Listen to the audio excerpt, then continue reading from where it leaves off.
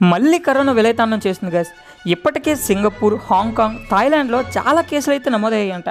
And ఇండియాలో కేరళలో 69, మహారాష్ట్రలో 44, చెన్నైలో 32, ఇంకా కర్ణాటక, సిక్కిం, ఢిల్లీ, కోల్కతాలో కూడా చాలా కేసులు అయితే నమోదయ్యాయంట. అండ్ రీసెంట్గా నిన్న హైదరాబాద్లో ఒక కేసు అయితే నమోదైంది. అది కూడా ఒక డాక్టర్ కావడం చాలా విశేషం. మీకు గుర్తుందో లేదో, కోవిడ్-19 టైంలో కూడా ఫస్ట్ డాక్టర్స్కి ఈ కరోనా అయితే రావడం జరిగింది గైస్. అండ్ ఈరోజు మార్నింగ్ వచ్చిన న్యూస్ ఏంటంటే ఆంధ్రప్రదేశ్లో కూడా ఈ కరోనా కేసులు అయితే రావడం జరిగిందంట. అటు హైదరాబాద్లో ఒక కేసు వస్తే ఆంధ్రప్రదేశ్లో 2 కేసులు వచ్చాయన్నమాట. విశాఖపట్నం మద్దిలపాలెంలో ఒక కేసు, కడపలో ఒక కేసు అయితే నమోదవడం జరిగింది. అసలు కరోనా కేసులు మళ్ళీ ఎందుకు ఇలా పెరిగిపోతున్నాయి? చచ్చిపోయింది అనుకున్న కరోనా కేసులు మళ్ళీ ఎందుకు ఇలా వస్తున్నాయి? మళ్ళీ లాక్డౌన్ వచ్చే అవకాశాలు ఏమైనా ఉన్నాయా అని డీటెయిల్డ్గా తెలుసుకుందాం పదండి.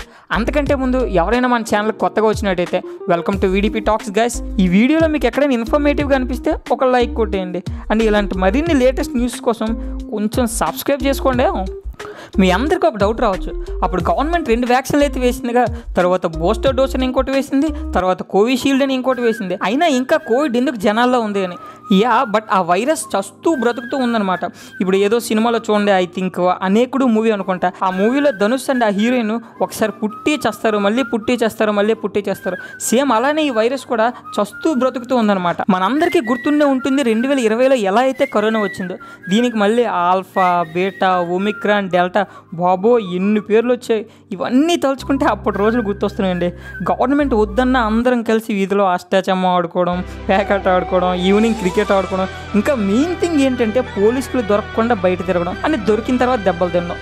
లాట్స్ ఆఫ్ ఇన్సిడెంట్స్ అయితే అప్పట్లో జరిగాయి కదా. అండ్ ఇప్పుడు వచ్చిన కరోనా వేరియంట్ పేరు ఏంటంటే ఒమిక్రాన్ JN.1. అండ్ దీని సబ్ వేరియంట్స్ ఏంటంటే LF7 అండ్ NB1.8. చూడడానికి ఏదో కెమిస్ట్రీలో పీరియాడిక్ టేబుల్లో ఉంది కదా.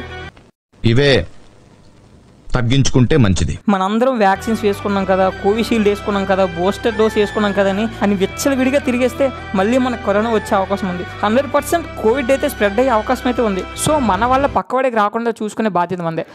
నువ్వు బయట తిరగడం వల్ల నీకు ఒక్కడికే కోవిడ్ రాదు, నీతో పాటు తిరిగే నీ బంధువులకి, నీ ఇంట్లో వారికి, నీ ఫ్రెండ్స్కి, అందరికీ కూడా కోవిడ్ స్ప్రెడ్ అయ్యే అవకాశం ఉంది. సో నువ్వు జాగ్రత్తగా ఉంటే ఆటోమేటిక్గా నీ చుట్టూ ఉండేవారు కూడా జాగ్రత్తగా చూసుకునే అవకాశం నీకు ఉంది.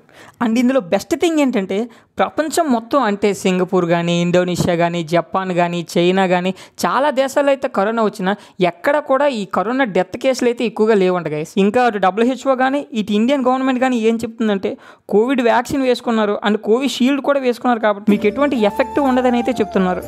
డాక్టర్స్ కూడా దీనివల్ల ఎటువంటి హాని లేదంటున్నారు. కానీ చాలా గవర్నమెంట్స్ అయితే కొన్ని హాస్పిటల్స్లో ఎక్కువ బెడ్స్ని అయితే రెడీ చేస్తున్నారంట. అంటే సడన్గా కోవిడ్ వచ్చినా కూడా ఎదుర్కోవడానికి ముందుగానే బెడ్స్ అన్నింటినీ రెడీ చేస్తున్నారంట. అండ్ ఇండియన్ గవర్నమెంట్ ఏం చెప్పిందంటే పార్టీ సమావేశాలు కానీ, ప్రార్థనా సమావేశాలు, సామాజిక సమావేశాలు అయితే ఆపమని చెప్పింది. అండ్ రద్దీ ప్రదేశాలు like railway stations, bus stops, ఎయిర్పోర్ట్స్లో ఖచ్చితంగా మాస్క్ వేసుకోవాలని అయితే గవర్నమెంట్ సూచిస్తుంది. అండ్ దీని సిమ్టమ్స్ ఎలా ఉంటాయంటే లాస్ట్ టైం ఎలా అయితే జ్వరం, జలుబు, టేస్ట్ తెలియకపోవడం లాంటి సిమ్టమ్స్ ఉన్నాయో సేమ్ అలాంటి సిమ్టమ్సే ఈసారి కూడా ఉంటాయని అయితే డాక్టర్స్ చెప్తున్నారు. ఇంకా మన థంబ్నెయిల్లో పెట్టినట్టు మళ్ళీ లాక్డౌన్ వస్తుందా అంటే 99% రాదని అయితే నా అంచనా. వచ్చే అవకాశాలు చాలా తక్కువ ఉన్నాయి, బట్ ఆ 1% అయితే మాత్రం మన చేతుల్లో లేదు, వచ్చినా రావచ్చు. ఒకటైతే మీరు అబ్జర్వ్ చేయాలి, మన మనవడు మనవరాల్లో వచ్చేసరికి కోవిడ్ అంటే అదేనా, ఇట్స్ ఓకే అన్నట్టు అయిపోతుంది. బికాజ్ ఇప్పుడు 1921లో అనుకుంటా డయేరియా వచ్చి చాలా మంది జనాలు అయితే చనిపోయారు. అదే ఇప్పుడు డయేరియా అంటే అదొక నార్మల్ డిసీజ్గా అందరూ చూస్తున్నారు.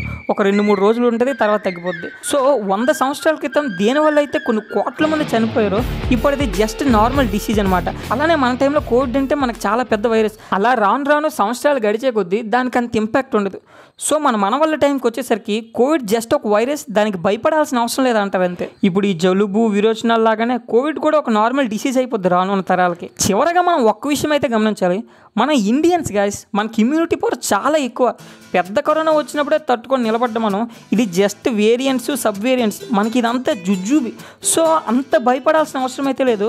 అలానే పూర్తిగా వదిలేయకుండా కొంచెం ప్రికాషన్స్ పాటిస్తే సరిపోద్ది. సో ఇది గైస్ ఇవాళ వీడియో. మళ్ళీ లాక్డౌన్ వచ్చే అవకాశాలు ఉన్నాయంటే ఎస్ అని కింద కామెంట్ చేయండి, లేదు అంటే నో అని చెప్పండి. నా విషయానికి వస్తే 99% నో అనే చెప్తాను. ఇలాంటి మరిన్ని వీడియోస్ కోసం please subscribe our వీడిపి channel guys and keep supporting our channel. Until then, this is Durga Prasad and signing out.